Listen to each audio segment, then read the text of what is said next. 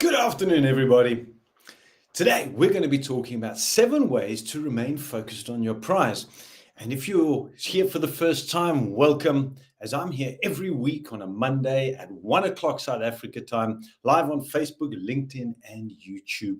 If you want more of this information on what I do, then scroll right down to the bottom in the comment section. You'll find there the connection to my free Pathfinders community, or you can also go onto the YouTube channel. Now I've got way over 30, maybe even 40 lives, and I drive a lot of this from my professional pointed program. I'm going to share about that with you just now.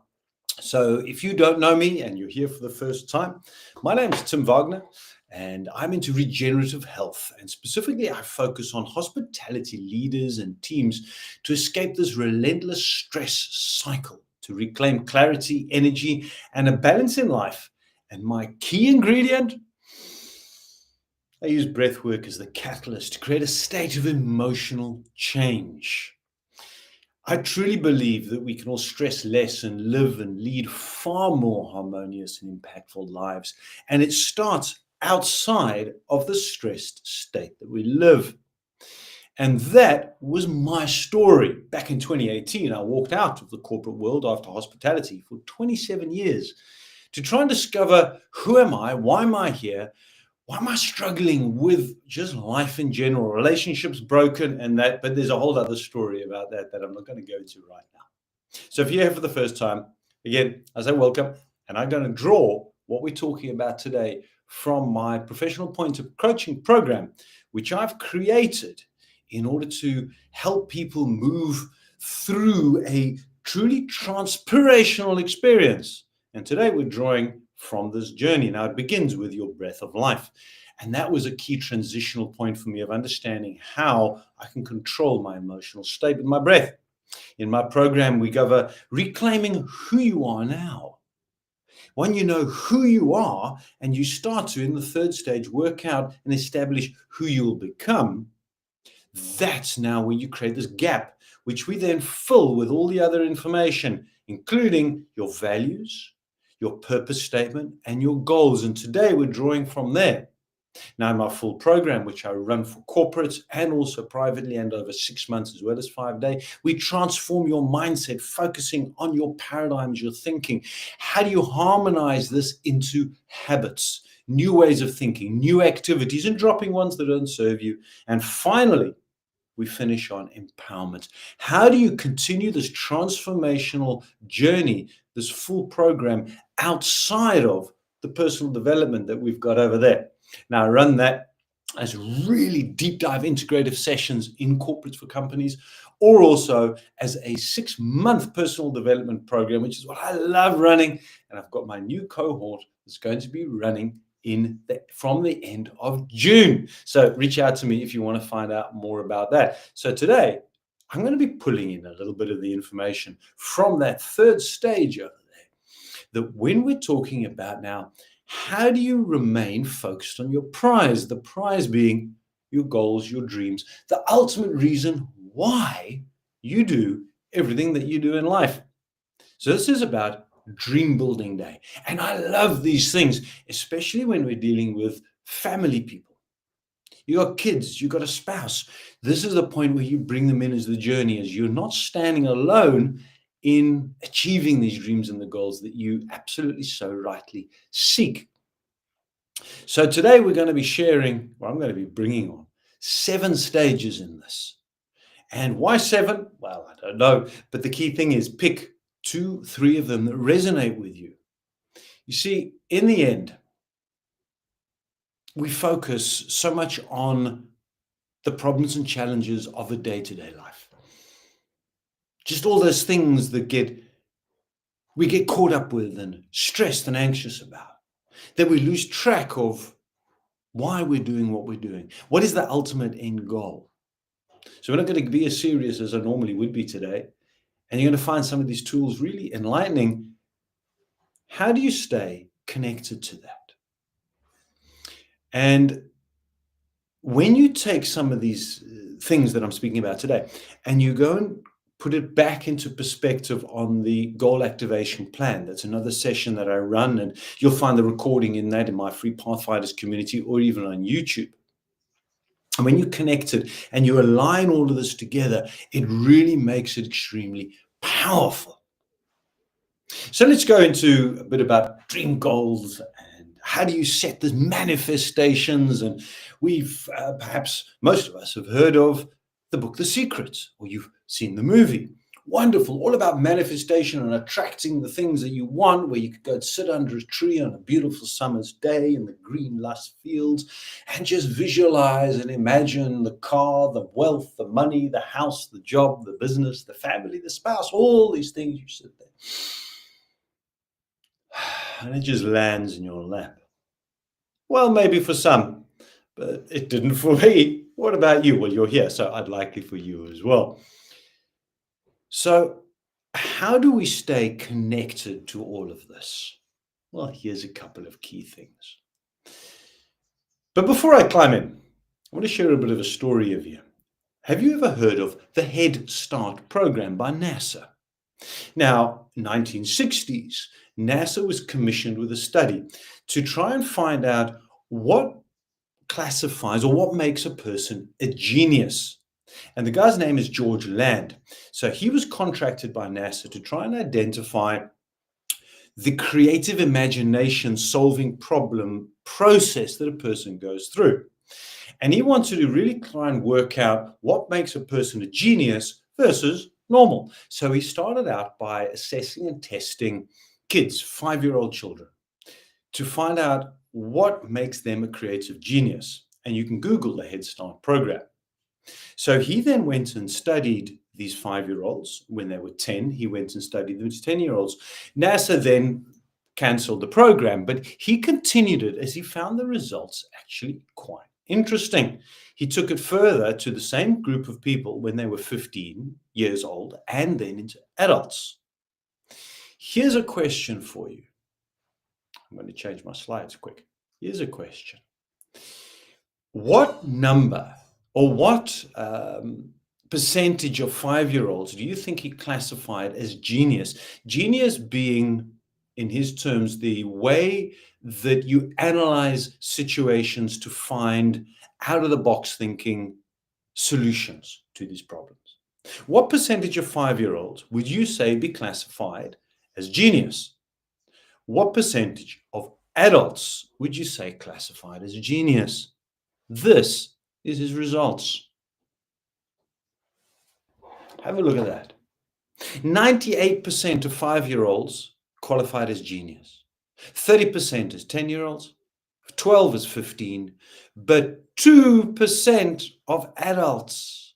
Only 2 of us would be classified as geniuses, being able to find solutions outside of the box when you hit with a problem. Now, isn't that interesting? Why is that so applicable to what I'm talking about today? Well, if as adults we can't think outside of the box, the question comes into what happens between when we're 5-year-olds and solving problems and 15. And the key core finding that Land had is that he discovered that schooling system knocks dreams and goals out of your system. When you're at school, it creates people to mindly just follow one narrative and not be creative. So now here as adults, we come and we say dreams and goals and visualize and create and bring in and manifest, but yet very few people are able to. Why is that? It's knocked out of us. So when we come to now saying, let's do dreams, let's build goals, this could be one reason why we struggle. So I'm going to cover very quickly, literally 5 minutes of a 1-hour program that I run, what you can do about it to just bring in and hone in that. And I've got many more exercises that you can follow, but if you click the link, you'll find there's one creative focus exercise to help you get out of your head into your heart. How would this feel if I needed it? But let's jump in. Number 1, write it down. It sounds so simple, but writing, old school, one of these guys, Writing it down. I've got a wonderful exercise I run with when I'm doing a keynote talk with my clients to show them about what the difference is when you write something down versus when you don't. When you use breathing and you write it down, how it activates a different creative mindset. Number one, write down what it is that you want. Once you've written that down, take it into a dream book. Find a nice hardcover dream book. Yes, it's so simple but profound. Go to the secondhand stores and find old magazines and tear out those pictures and stick them in there. You're visualizing. It's a part of the visualizing the creative process. Once you've written it down, take a picture, write out, what would it feel like to have that, but visualizing with a picture? Then take these pictures and create a dream wall, a vision board. In our house for years, we had this. It started in 2008 when I was first introduced to dreams and goals. And my wife, she was responsible for creating this or holding putting together this vision board. We had these on the cupboards in the hallway in our house. When you first walked in the house, you saw our home from the front door, you saw this wall and there was pictures and put the date there and what it was we wanted to be, do, and have in that coming year. It was amazing at how powerful that is. What about a mind movie? Have you ever heard of a mind movie before? So now you've got those visions, which you've got in the dream book and on the wall. But what if you took that and created a short movie? And you assigned music to it, something that was powerful to you, that when you heard that song, it just it makes me feel so good inside. Now, Dr. Joe Dispenza actually made this famous. And the person that came up with mind movies and actually conceptualized the whole thing, Google it, mindmovie.com, is Natalie and Glenn Ledwell. They created this concept of mind movies. Now, I don't have time to play it for you, but you can go on to YouTube and you actually find something called mind movies where they give you an example of what it looks like. And then every day you look at this with the music aligned to it and how powerful it makes you feel. That's what a mind movie looks like. I've got mine. I listen to it. I try it every day. And you do that just before I do my meditations as well. Number 5, a screensaver. Screensaver on your cell phone. Screensaver on your laptop. Every time you open it up, we live on these devices. Have in front of you what your BHAG is. I'm going to tell you what a BHAG is in a moment. What that goal is. So it's there and front and center. It's going to help you to stay focused all the time and bring you back to what is that golden dream? Why are you doing what you're doing? And it really fills you up. The next thing, add a ringtone. Take that song from the mind movie, make that as a ringtone. When your wife phones you or your husband, your spouse, your partner phones you, that ringtone comes on, your subconscious is going to click into seeing that movie and it's going to fill you up. Make you feel so damn good. My last one then is BHAG. Big, hairy, audacious goal. Now, I took the BHAG concept, it's not mine, from Good to Great. Love this book, Jim Collins. I've actually pulled it out. I want to read it again. Definitely want to read over and go over. What is that? One big, major goal. The once you've achieved it, you've achieved many others. Now, for me, mine has been for a number of years and remains to climb Mount Kilimanjaro. Why? Well, by the time I've climbed Kilimanjaro and got home safely, it's my fitness. I've improved my business to the level that I have spare cash of $5,000 in order to be able to throw away and do that experience for myself. I had to have set up so many other individual goals that by the time I've got that BHAG done, I've ticked all of these other ones off. And I don't need to focus on those. I can focus on that BHAG. So that's what a big, hairy, audacious goal is. Do you need all 7? Well, yes. As the dentist says to the kid who says, but doc, which teeth do I need to brush? And he says, only the ones that you want to keep. No, you don't need to do all 7, but it's a good idea to pick 2 or 3 of them and resonate with you. I love that mind movie. I love having on my screensaver on my phone. And I also love my dream book and writing down those dreams and goals. So pick those 2 or 3 or 4 that resonate with you and really bring it in as part of what it is that you're doing every single day. Because in the end, why do you do what you do? What is your reason for your business, for driving forward? Why do you want to do this personal development? And when you align these dreams and goals to your values, to your purpose statement, it helps you really bring them forward as integral parts of your day. And then see those synchronicities that fall into place. So my name's Tim Wagner. I love sharing with you. Click the link below now, like and subscribe, share your comments as well. I look forward to seeing you the same time, same place, next week, Monday, for a next live Lunch and Learn.